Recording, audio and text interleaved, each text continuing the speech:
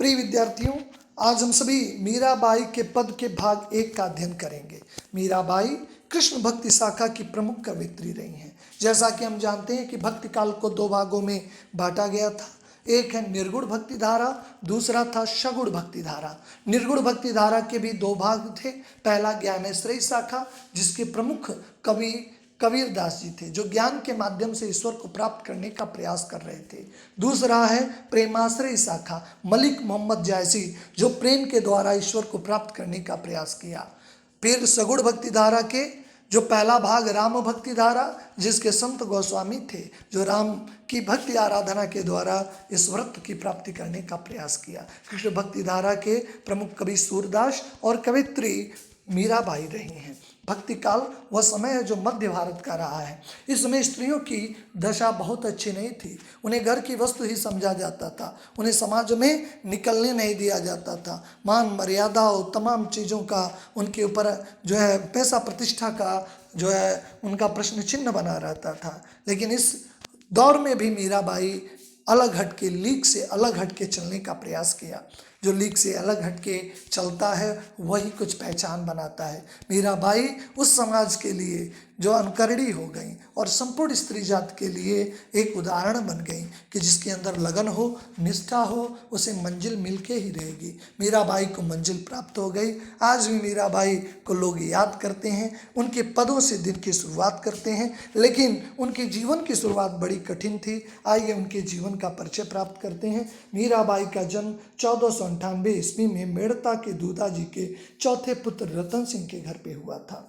कृष्ण भक्ति धारा की प्रमुख कवयित्री हैं, जैसा हमने आपको चर्चा में बताया, और कृष्ण भक्ति में बचपन से ही रुचि लेने रही थी।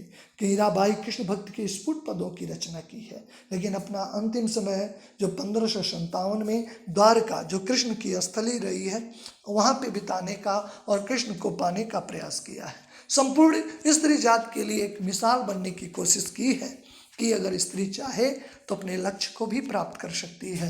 जैसे मीराबाई के जीवन में उन्हें मार देने की कोशिश की गई, लेकिन सबसे बेफिक्र होके अपने कार्यों को करती रहीं और अंतोगत्वा और ईश्वरत्व में लीन हो गई। हमारे जो पाठ्यक्रम में है, आइए उस पंक्तियों को पढ़ने का प्रयास करें और हम सभी समझने की, उनकी विचारधारा को समझने का प्रयास करते हैं। मीराबाई कहती हैं, मेरे तो गिरधर गोपाल दूसरा न कोई, जाके सिर मोर मुकुट मेरो पति सोई, छाड़ दई कुल की कानी का करी है कोई, संतन डिग बैठी बैठी लोक लाज सब खो। मीराबाई कहती हैं कि मेरे तो गिरधर गोपाल दूसरा न कोई। कहते हैं गिरी यानी पर्वत को धारण करने वाले, गोपाल गौओं को चराने वाले कृष्ण के सिवाय मेरा इस संसार में कोई और नहीं। उनकी पहचान बताते हैं कि जाके सिर मोर मुकुट सोई, जिनके सिर पे मोर का मुकुट है, मेरो पति सोई, वही मेरे पति हैं, वही मेरे स्वामी है। छाड़ दई कुल की कानी, कानी मतलब मर्यादा, मैंने अपने कुल की मान मर्यादाओं का परित्याग कर दिया। का करी है कोई, अब लोग मेरे बारे में कह के क्या करेंगे। संतन डिग बैठी बैठी लोक लाज सब कोई, संतन मतलब संतों के पास बैठ बैठ के मैंने लोक लाज को खो दिया है, इसलिए लोग मुझे क्या कहें, इस बात का मेरे अंतर कोई प्रभाव नहीं पड़ता है। मेरे तो गिरधर गोपाल दूसरा न कोई, जाके सिर मोर मुकुट मेरो पति सोई, मेरे तो गिरधर यानी गिरि पर्वत को। ये उस समय का प्रसंग है जब सभी गोकुलवासी इंद्र की पूजा नहीं चढ़ाए थे। इंद्र ने वज्रपात करके भारी वर्षा कर दी थी। उस वर्षा से गोकुल की रक्षा करने के लिए अपनी कनिष्का उंगली पे इन्होंने पर्वत को धारण, गोवर्धन पर्वत को धारण कर लिया। तब से इनका नाम गिरिधर भी है। गाय चराने के नाते इनका नाम गोपाल, गौओं को पालन करने के लिए इनका नाम गोपाल है। ये दोनों विशेषिक शब्दों को कहती हैं कि मेरे तो गिरधर गोपाल दूसरा न कोई, जाके सिर मोर मुकुट मेरो पति सोई। उनकी पहचान विशिष्ट अविलक्षणा बताती हैं कि मोर जो प्रेम का प्रतीक है, उनके सर पे मोर का मुकुट है, सोने चांदी का मुकुट नहीं है। वही मेरे पति हैं, मेरे सब कुछ हैं, मेरे स्वामी हैं। छाड़ दई मतलब छोड़ दिया, कुल की कहानी मतलब मर्यादा, कुल मतलब परिवार, अपने परिवार की मान मर्यादाओं का मैंने परित्याग कर दिया है।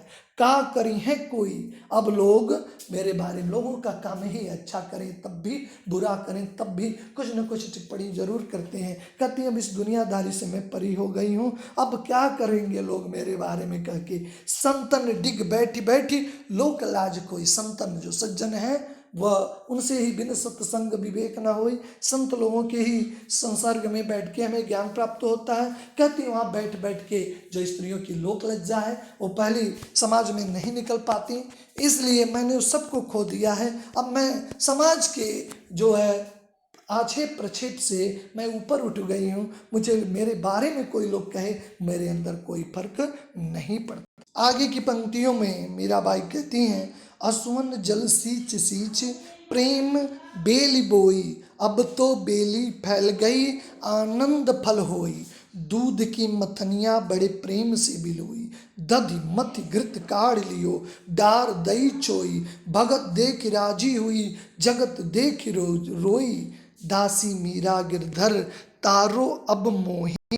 मीराबाई कहती हैं कि मैंने आंसुओं से सींच सींच कर एक लता बोई है, आंसुओं से सींच सींच कर मैंने एक लता बोई है, आंसुओं को मैंने व्यर्थ नहीं जाने दिया है। कहती हैं कि वो लता धीरे धीरे विकसित हो रही है, मैंने आंसुओं को व्यर्थ नहीं जाने दिया है। कहती हैं मीराबाई कि आंसुओं ने जल सींच सींची प्रेम बेली बोई, मैंने आंसुओं से प्रेम कृष्ण के वियोग में जो आंसू निकल रहे थे मैं उसे व्यर्थ नहीं जाने दिया है, उससे सींच सींच कर मैंने एक जो है बेली लगाई है, एक लता लगाई है, और लता धीरे धीरे विकसित हो गई है। वो लता धीरे उस लता पर आनंद रूपी फल आ गया है, क्योंकि हर संघर्ष का परिणाम अच्छा होता है। कहती जो आंसुओं से मैंने लता को सींचा है उस लता पे अब आनंद का फल आ गया है, अर्थात कृष्ण का आभास हो रहा है। जो कृष्ण के वियोग में उन्होंने आंसुओं को निकाला है वो व्यर्थ नहीं गया है, अब वह उसमें लताएं विकसित होकर उसमें आनंद का फल आ गया है। कहती हैं कि अब आनंद रूपी फल आ गया है और उन्हें आभास भी हो रहा है। कहती हैं मीराबाई कि दूध की मथनियाँ इस संसार को दूध से निर्मित मानती हैं, दही से निर्मित तत्व से मानती हैं मीराबाई। कहती हैं कि इस संसार जो है वह घृत से बना है, जैसे घृत है उसमें मक्खन होता है, मिठा भी होता है, घी भी होता है, वैसे संसार है, संसार एक घृत के समान है। कहती हैं कि उसे मैंने बहुत प्रेम से बिलोती हूँ, मैं बहुत ही प्रेम से बिलोने का काम करती हूँ और उसमें से घी को निकाल लेती हूँ, जो मट्ठा रूपी है निस्वार्थ सांसारिक तत्व है उसको मैं छोड़ देती हूँ। कहती हैं कि संसार रूपी दही को मथने के बाद जो घृत यानी कृष्ण रूपी घृत को मैं अलग कर लेती हूँ, बाकी सभी तत्वों को जो सांसारिक तत्व हैं उन्हें मैं छोड़ देती हूँ, लेकिन जो मूल भौत तत्व है अर्थात घृत है, कृष्ण रूपी तत्व है, उसको मैं ग्रहण कर लेती हूँ। घृत रूपी जो तत्व है अर्थात कृष्ण है उसे मैं प्राप्त कर लेती हूँ और जो बाकी छाछ रूपी सांसारिक तत्व है उसको मैं छोड़ देती हूँ। जो संसार रूपी दधी तो मैं जो है उसमें जो है घी को मैं ले लेती हूँ, बाकी जो है तत्व उसे मैं छोड़ देती हूँ, वह बेकार है मेरे लिए, इसलिए मैं उसे छोड़, अब मैं इससे तरना चाहती हूँ, अब मुझे इस संसार रूपी तत्व से। इस प्रकार हम देखते हैं कि कृष्ण की भक्ति में सरोपर लोगों से कहते हैं कि संसार में कोई चीज़ अस्थायी नहीं है, इसलिए कृष्ण की भक्ति में हमें सरोपर रहना चाहिए, लिप्त रहना चाहिए और हम सहज रूप से ईश्वर को प्राप्त कर सकते हैं और ईश्वर के बारे में हमें चिंतन करना चाहिए। पहले भाग में यहीं तक, आगे के भाग में हम फिर अध्ययन करेंगे।